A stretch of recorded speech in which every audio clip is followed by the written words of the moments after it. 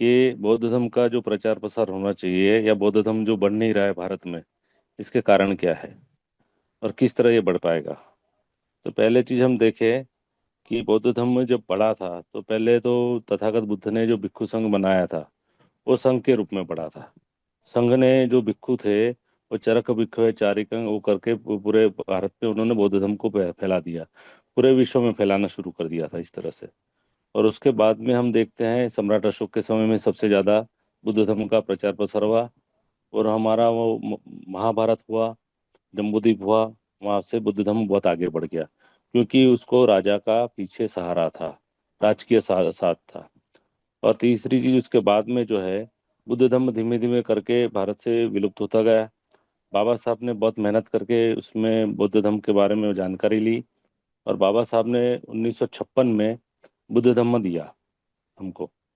तब तक हमारे भारत में बुद्ध धर्म का ज्यादा कोई प्रचार प्रसार नहीं था। बाबा साहब ने जब बुद्ध धर्म दिया 1956 में, ये सोच के दिया कि ये हमारी जो जातिगत हमारी जो हिंसा हो रही है, हम पे अत्याचार हो रहे हैं, इसमें से निकलने के लिए हमको ये धर्म का सहारा ही हमको आगे बढ़ाएगा। तो उस समय अब देखते हैं 1956 में 5 लाख अनुयायी बने थे बौद्ध धर्म के। अब 5 लाख अनुयायी अगर बन जाते हैं 1956 में, तो आज जो है 68 साल हो गए। 68 सालों में बुद्ध धर्म पूरे भारत में फैल जाना चाहिए था। पर वो अनुयायियों ने अपने हित के लिए, अपने खुद के लिए बुद्ध धर्म का अपनाया तो जरूर, पर उन्होंने प्रचार प्रसार नहीं किया। इसकी वजह से बुद्ध धर्म जो है जहाँ का तहाँ जिन्होंने लिया उनके पास में ही रह गया। उसका प्रचार प्रसार करने के लिए उन्होंने समय नहीं दिया। दूसरी बात आती है हमारे भिक्षु संघ। जो भिक्षु संघ थे उनका ये नैतिक कर्तव्य था कि धम्म को फैलाएं, धम्म को बढ़ाएं। पर वो भी प्रमाद में रह गए, वो कई विहारों में इधर उधर, और फिर उसमें टुकड़े पड़ते गए संघ में भी।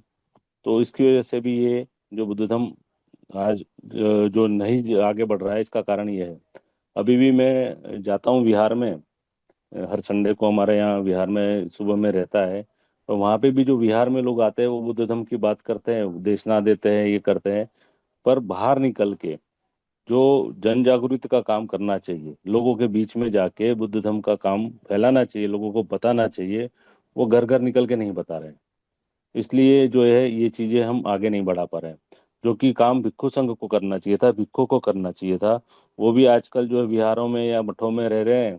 और वो भी घर घर जाके बुद्ध धर्म का प्रचार प्रसार नहीं करते। वो विहारों में आते हैं, रुकते हैं, खाना वाना खाते हैं, सब कुछ करते हैं, देशना भी विहारों में देते हैं। पर पब्लिकली ओपनली पब्लिक में नहीं जाते हैं धर्म का प्रचार करने के लिए।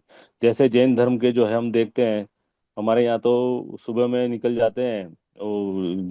जैन साध्वी जो है, हमारे समण ही है वो भी, वो निकल जाते हैं एक विहार से दूसरे विहार, लोगों के घर घर जाके और जो उसका प्रचार प्रसार करते हैं। ऐसा हमारा नहीं हो रहा है।